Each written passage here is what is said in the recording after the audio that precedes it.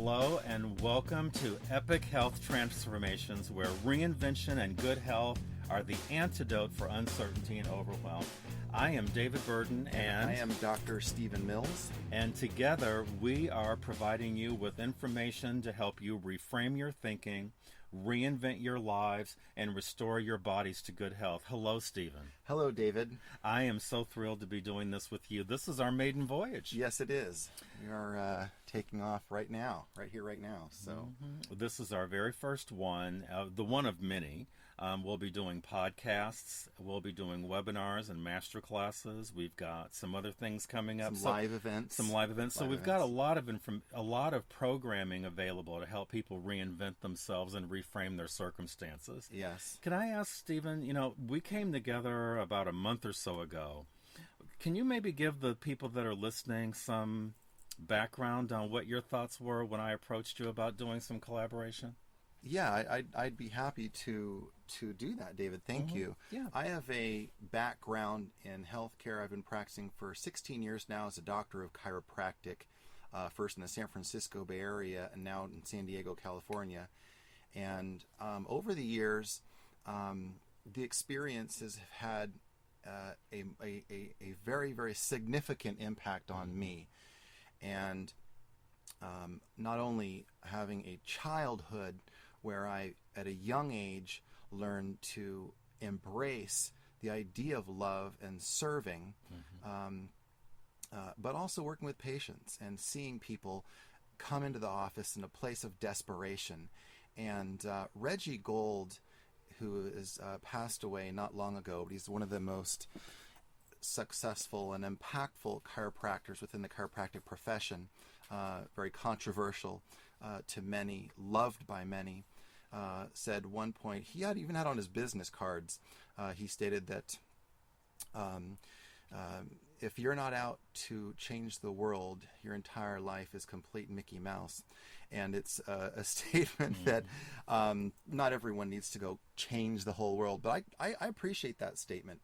And one of the degrees in which I appreciate that statement is that I'd like to see people who are suffering find peace, find solutions. We talked earlier about the idea that if life is a gift. I was just thinking about that. Yeah. If life is a gift, then living is how we show our appreciation for that gift. And that's the spirit that I was walking with and living with when I launched the club where we met. Yeah, the San Diego Success Club. And the San Diego Success Club in 2010. So fast forward to January 2014, and you showed up at an event. And you walked in, had this journal ready to go, and you were very attentive. And I've seen very few people come in with a journal and really sitting down, really focusing and diving in. I had no idea what I was in store for. I had the pleasure following the event. I was very inspired by our connection, and then maybe that's where you can pick it up.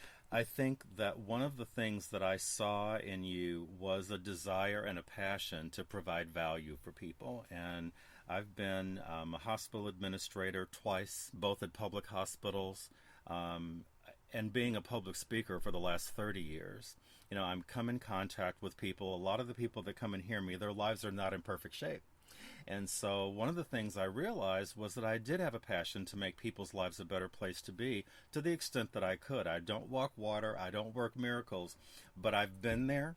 I've been in a place of desperation. I've been overwhelmed. I've been in a spot where I didn't see the light. I've been in a place where I really needed to reframe some things. And so my life and the work I do has sort of dovetailed and come together. And reinvention and reframing and, of course, health are the tools that I've used to sort of do that over the last 10. And when I met you, and chiropractic, if I could just say, is really important because people don't realize that when they're burdened and when they're overwhelmed, what happens to their body? Are they still standing up straight? Often no. Often they're not. They begin to stoop and stoop and stoop. Can you just maybe talk to us for a second about what happens when we stoop? What happens to all those organs when we're stooped over? Of course, I'd be happy to. And there are so many angles one could take when looking at this subject, but to try and address a few that are most relevant and most applicable, there's a term I've thrown around and I've utilized called bioaccumulation. And we oftentimes move through our day. We might participate in this athletic activity. We may have this particular desk job or maybe a very physical job. We might go on vacation and incorporate snowboarding. We might go throughout the day and go weightlifting or do cardiovascular exercise. We might eat this snack or this meal. And we can sometimes get out of touch with the impact that everything we're doing has on our bodies. And we see people who are in a zone and they're not completely present. Maybe they're not fully awake. Maybe they're suffering in chronic pain. And this term bioaccumulation is so powerful. And what it simply states is, it sounds obvious, but I think so many people are disconnected from it. It states, David, that sitting here today, we are the exact, complete sum total of every split second of our lives up until now. Oh my. And so we can't get around that. It's like gravity. The time has passed. And so a lot of people have allowed those years, maybe when we were in our teens, to maybe slouch or allow our posture to fall. Or we've allowed this particular, during our college years, we maybe drank a little bit too much, or we maybe ate too much of this food. Everything will have an effect. It all impacts us. We can't get around that. And that's when we want to start making better decisions. The result of the consequence of slouching and allowing these things does have a cumulative effect. First of all, the tissues of the body, the muscles, the ligaments, the bones of the spine are dynamic tissues. Wolff's Law of Bones says that bone is a dynamic, impressionable living tissue. Davis's Law of Soft Tissues state that soft tissues, muscles, ligaments, and tendons are dynamic living tissues. So when we're slouching, we're not only molding the spine like an artist would work with clay to reshape it. We're actually reshaping the muscles, ligaments, and tendons of the bones of our body, but we don't immediately recognize that because it takes years to have a particularly observable negative cumulative value. But back to the concept of bioaccumulation. It is leaving a thumbprint. It makes it more difficult. If you just lean forward and try and take a deep breath in, it's very, very hard, if not impossible, to fully inflate the lungs. Then sit up nice and tall, nice deep breath. So not only does it affect our respiration, which affects the oxygenation of all the muscles, organs, all the muscles and organs and ligaments of the body, but again, the tissues of the body itself. So I think that, when we talked and we've been preparing for, our joint venture with the Zepic Health Transformations, we've been preparing for this for the last number of weeks. And when we think about what we're trying to accomplish, the word transformation is a word that's out there. People are using it a lot. It's kind of like customer service and have a nice day. I mean, it's been used so much. It might not mean as much as we intend it to mean. Yeah. But when I think about what we're trying to accomplish with this, not only podcast series, but the other events and programming and educational tools that we're beginning to put together and offer, I'm wondering, when we think about what do we want to see be different with people, I know what I think about. I saw how passionate you were in discussing the body and the tissue and bones and that. And I think to myself, when someone's posture is bad, their organs are compressed, and they're not able to make good decisions. Because without proper blood flow and without proper oxygenation, how can you? Yeah. You begin this cycle that is very difficult to get off of sometimes. We become addicted to alcohol. We get addicted to tobacco. We become addicted to bad behavior. We become addicted to negative thinking. And so the body begins to feel the brunt of the circumstances that require a reinvention. Yes. And then when the body sort of begins to react to that, the thoughts follow that, don't they?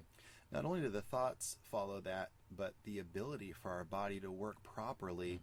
And thoughts are where it all starts, our mindset, our relationship.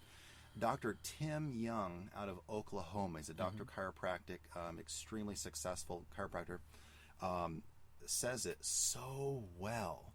And I don't know that I'll get it exactly how he states it, but basically when he's talking about chiropractic care, he tells people that basically when you were first created, you were essentially perfect when you were first one.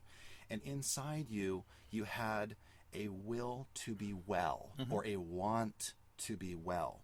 And that will or want to be well expresses itself through our immune system, through the resilience in our joints. If we slip or fall or stumble, we have an elastic capacity, a resilience. And our body wants to heal if we have a cut. It wants to mend if we have a bruise. Now, throughout our lives, however, we can mechanically beat up on ourselves. And we can sometimes undermine those systems. And so, David, as you're speaking, that comes to mind. As our posture falls, we do what we call hanging on our ligaments, meaning our healthy spinal muscles that are meant to hold us upright when we're sitting tall. Our back muscles that contract to hold us upright are no longer working. They're no longer engaged when we're falling forward and slouching. And so we're not engaging the right muscles, and those then weaken, and then trying to stay upright becomes a chore once they weaken. So we end up undermining our body's ability to adapt and adjust to the stresses and the forces around us, which can then negatively affect our thought patterns, which can negatively affect the posture, and it can really become a cycle. And so I am elated to be a part of this project, David, and the impression I've gotten about your work is that you are a master of helping people through positive influence, stimulating action. And Brad Glowacki up in I believe in Seal Beach here in California, talked about the difference between awareness and action. And we not only want to help make people more aware of the choices that are out there, but we also want to help stimulate action. Yes. Would you agree? I absolutely do. Since I've lived in San Diego for the last 8 years or so, I've been primarily a consultant with the hospitals here and with the state of California, and also doing my own keynote speaking in that. And it's gotten to the point where it doesn't matter who the audience is. If I'm speaking on that podium, there's going to be an action plan. I'm not just willing now at my age and after all that I've done to be able to just walk out and say, well, here's the story, thanks, and see you later. No, it's about, here's the information.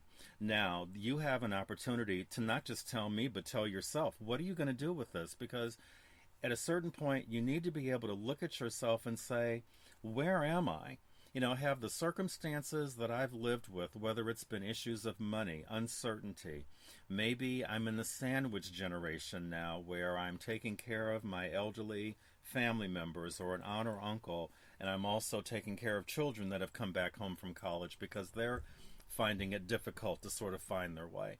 What is it that's produced this feeling in me where my posture is bad, where my thinking is not clear, and where it's become a matter of habit for me to stop at the drive-through and then stop at the 7-Eleven or whatever it might be to get a box of wine and sit at home in front of the television because I just want to black out the conditions of my life. And so that's really what's prompted us to do this work, because I've been in front of 500,000 people just last year, and I have to tell you, the reliance on medications for sleeping and to keep their anxiety in check, the unconscious reliance on foods that provide instant gratification but long-term detriment. And I know that there is such a thing as a food hangover, for example. So, when we look at what we're trying to accomplish here, it is awareness, but it's also action. We have to look at where we are and where we want to be, because the noise of our lives right now, there's so much of it. There's so much social media. We live in a 24-hour-a-day news cycle. And a lot of people that I work with have commented that there's an inclination now to really be critical and to find fault with things. And there have been groups that have sort of come together, to keep that kind of thought pattern going. And it's like, you don't have to strain yourself to find something that's not working or something that's wrong. but finding something that's right and finding something that has value, that's another focus. And so part of this work has to do with helping people find awareness. And I'll just say, awareness is not always pretty. Awareness isn't always the thing that you'll find yourself on the beach with the sun setting and a drink in your hand and thinking, oh, what a great world. No. Sometimes awareness is, oh my friggin' God, I cannot believe that this is where I am. Yeah. Well, you know what? There's no better place to start than where you are right now. Yeah. And so this is our first program right now. And we're in this wonderful studio that a good friend of yours has made. Some of you will actually be able to see us on the internet, because we're recording this. We've got a video too. Wave at the camera. Hey, everybody. So I'm hoping I look okay for that. It's a little warm, but, look, the message is more important than our physical comfort. As my mother used to say, don't worry about me. If you're okay, that's all that matters. Yeah. So, why, so why is this a passion? Why is this a passion? I know why this kind of work is a passion for me, but why is it a passion for you? Because it definitely is. I have spent way too much time thinking about the human spirit. Short version, if I can just try to summarize the elements of the equation.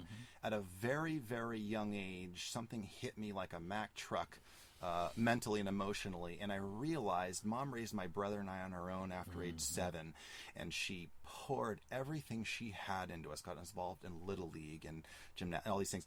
And I realized, I saw kids missing on milk cartons, and I realized, and it hit me, I had experienced so much love at a young age.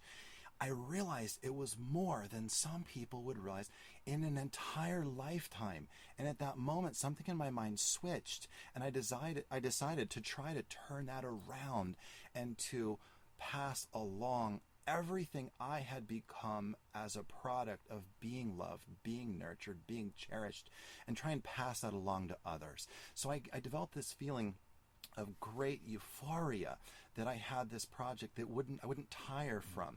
Combine that, David, with even as a kid, seeing kids missing on milk cartons and wondering, where are these kids? Only later on did I learn about human trafficking, these horrible, horrible things that can snuff out a life like blowing out a match or a candle. Later, I learned about capitalism. I learned about business and trade and marketing and advertising, and we don't see cigarette ads on billboards anymore. It's been outlawed because we understand it is such a poisonous substance to promote on a large scale like a billboard. You won't see that.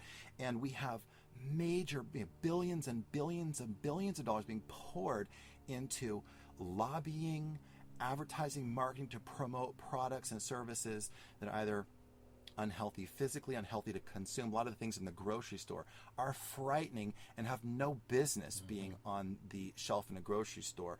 So one of the things that really drives me is this cocktail between a deep yearning desire to touch people, to help and inspire people through spoken word, audio, video, live speech, to see light bulbs turn on people.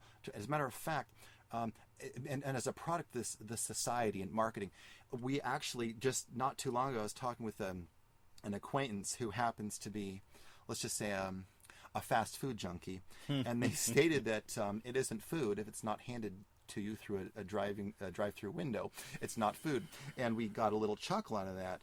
I also have a friend who, Sadani Steele, who is an unbelievable, a powerful woman. She's a spiritual speaker, an amazing young lady, and she told a story.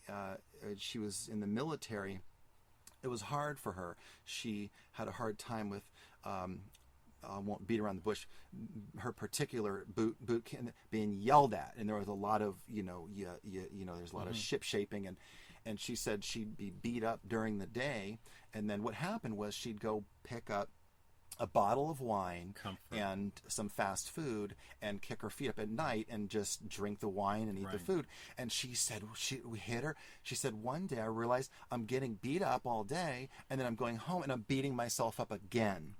And what makes me so passionate is that there are some people in that space where just a kind word, some hope, some encouragement, and oftentimes they need some specific direction can make that difference. It can hit that tipping point where they decide to lift their chin up, to pick themselves up and start making different choices.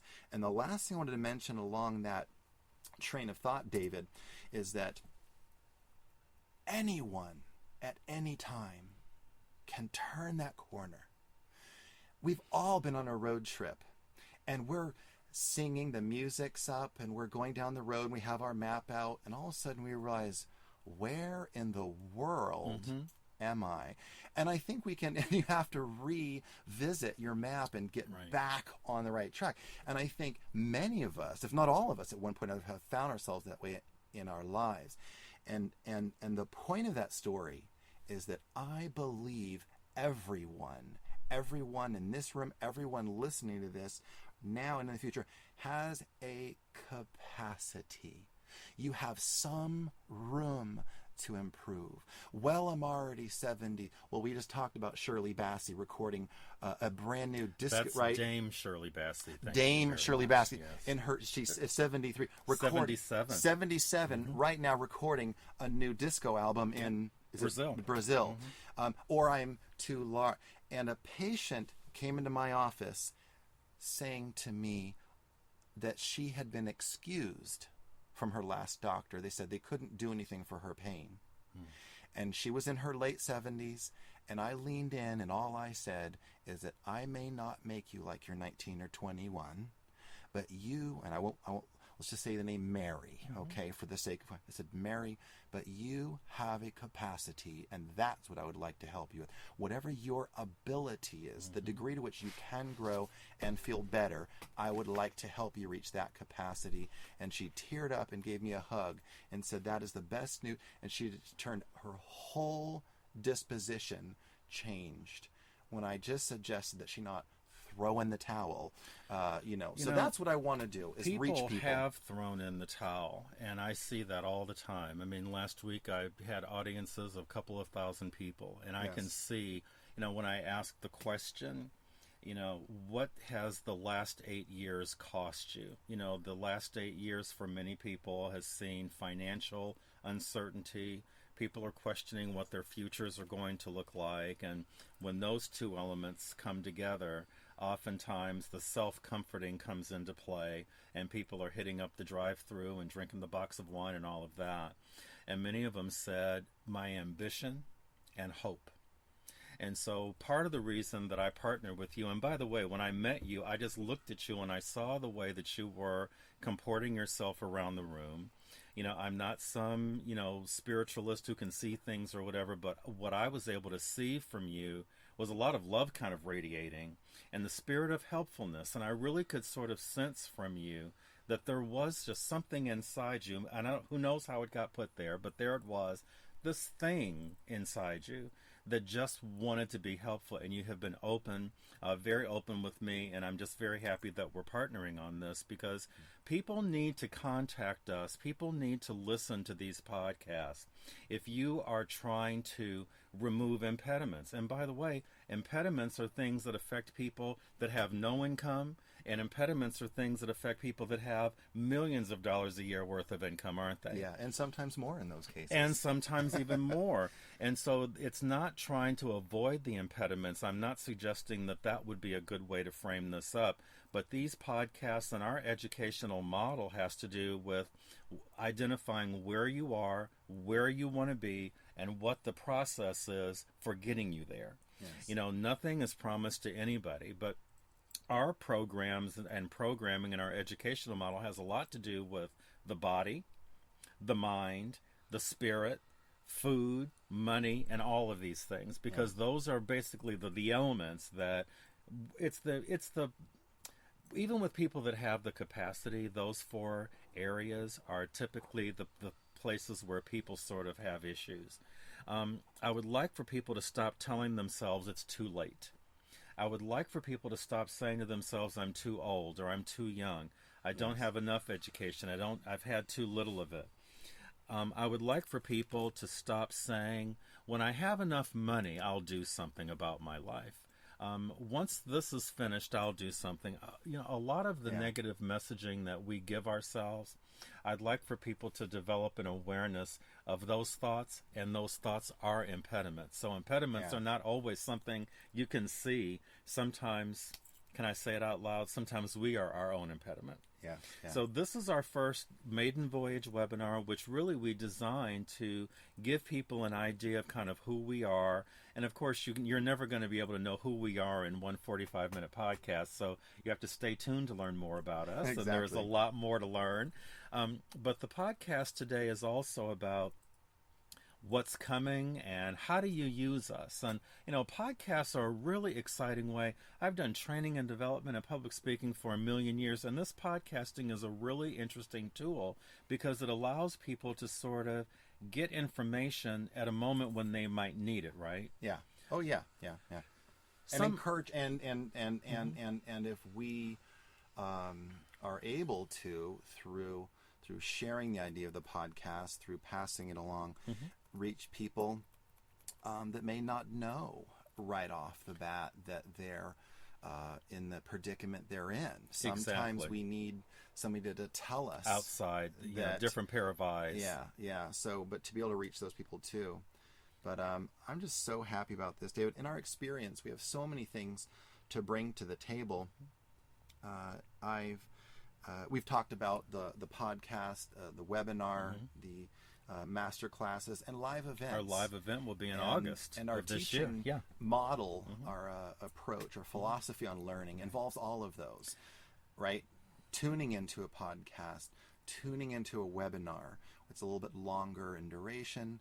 But there's interaction with those, because with webinars, what the benefit of those is that a webinar allows you to get your hands into a topic and be able to think about it, discuss it with peers, because sometimes we do need a voice in our head different from our own. And a webinar, particularly the ones that we do, we don't do webinars where the instructor, either Dr. Mills or myself will say, everyone mute your phones. We don't do phone muted webinars. We want to hear from you. We need the comments that are part of the process of taking in new information. And it's an opportunity to share with the others who are learning, and also to get some infrastructure and some structure around the content from the instructors. And so that's a really important tool. These podcasts also, because they're recorded, I've often told people, because I deal with my weight, I'm not 20 years old anymore. The weight does not come off like it used to. And so the one thing that I do is I'm aware that even though I may still not eat something that I probably should, I'm aware that if I at least walk, 15 or 20 minutes before or after a meal, I've helped myself in some way. Yeah. And, a podcast is something that, you can just kind of throw on while you're doing that, right? Sure. You can involve it. You can listen for a period of the podcast. Sure. You can pause it, return to it later. Right. Listen to a segment several times. Sure. We'll mention a website here or an email address there. You can listen to it over and over. But, and just get have a great tool. Podcast is a great tool. I think that, because what we're talking about is reinvention and reframing and helping people overcome circumstances. Yes. And when we say overcome circumstances, we're not talking about, dire straits and all of that, although we're not excluding that. Overcoming difficulty, those difficulties appear in different people's lives in different ways. And so this podcast is really about that. It's about resources. It's about a little motivation, a little inspiration. It's about a little humor. It's about learning about people who have been in your shoes, some very potentially, I think. So I think that this was a great, introduction to what we're offering. And I would really invite all of you to dial back in, because we'll be another program coming up shortly around the 17th of April, I think, maybe earlier, but about reinvention. I'll just tell you a little bit about reinvention. I'm a huge fan of reinvention. the main question is, how does a person know when they need to be reinvented? What would you answer to that, Stephen?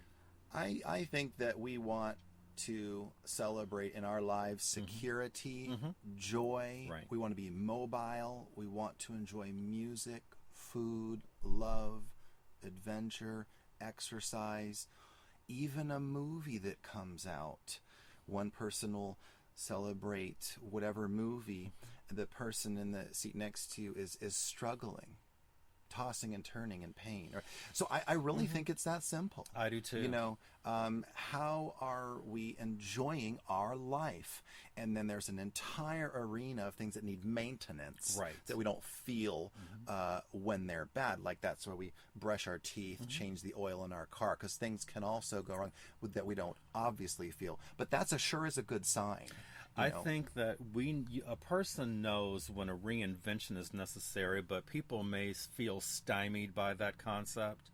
But we know a reinvention is necessary when what we are doing is no longer working for us. Yes. Yeah. This just isn't working. And there's a million people out there who are doing the same thing day in and day out because it's comfortable, and I've been doing it for a long time. And even though their joy is being drained from them. So again, part of the goal of our collaboration is to put joy back on the table as a discussion item that hopefully people can pick up and incorporate back into their lives again. Yeah. And so our next podcast will be about reinvention. Yes. It'll be discussing what it is, how do we do it, who else has done it. There are lots of people that have done reinventions. I mean, and you're sitting and looking at one.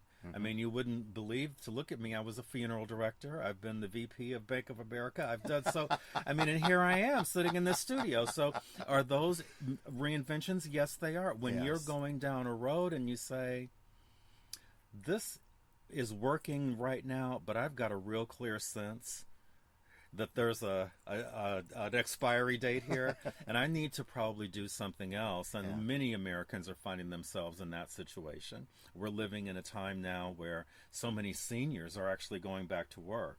People are actually, since we're living longer into our 80s, one of the things that's interesting is you've got people that were judges or doctors or attorneys or nurses, and now their second career may have nothing to do with the first. Yes. That is another reinvention. Yes. So, we'll be talking about that, and we'll be giving information on tools of reinvention, elements of reinvention. We'll also be giving you a process to engage in that will lead you through that. So that's coming up. You can go to our website also, which is epichealthtransformations.com. You can get show notes. And again, even though this was an introductory podcast, there will be both show notes as well as an action plan just to get you started. Yeah, and you can click on downloads at epichealthtransformations.com. We'll have a section for downloading materials. Great. We can also be emailed at info, that's INFO, at epichealthtransformations.com. You can also email us at info at epichealthtransformations.com. That's INFO at epichealthtransformations.com, should you choose to reach out to us that way. Okay. And one of the things I wanted to really emphasize during this time is all of the resources that we'll be bringing to these podcasts. We've talked a lot about our purpose, what inspires and motivates us, what we'd like to deliver. And I also served within the California Chiropractic Association as the secretary and treasurer, and then finally vice president of the Alameda County District. Prior to moving to San Diego, met with hundreds and hundreds of doctors as well as attorneys, provided workshops of all sorts. And these are some of the things that we'll bring to the podcast, the experience. I became certified as a personal trainer in 2007 through the American College of Sports Medicine, and maintained that through December 31st, 2010, when I turned more time and attention to the actual wellness center. And David, it would take too long to mention all of the things that you've done the hundreds of thousands of people you've reached, the thousands of programs you've written. Yeah. There'll be more about me as we go forward. but and guest speakers. We'll be able to have guest interviews. We'll have all sorts of resources in future podcasts. So and also, if there are specific things that you would like to hear about, you can certainly email us at info@epichealthtransformations.com. The whole goal of this program is to focus on 4 aspects of reinvention and transformation. So that's your mind, your body, your money, and just general health. So if there's something out there that you don't think is being addressed, absolutely, the topic list is open, and we certainly want to hear from you. Thank you so much for taking the time to listen to us today. The additional podcasts and webinars will be on our website. There'll be a lot of opportunity for interaction. You can find us on Facebook and Twitter and, of course, LinkedIn and all these places. But I think that I want you to begin your epic transformation for your health by recognizing that the life we have is a gift. There isn't really a do-over on this or a reset button. Showing our appreciation for that gift is what reinvention is all about. Thank you very much. Remember, count your blessings and not your problems. David, I've had a wonderful, wonderful time here with you today, and I hope that these words touch millions of people. Thank you very much, Stephen, and we'll see each other again soon. See you all soon. Reinvention, absolutely. See you all soon. Bye-bye.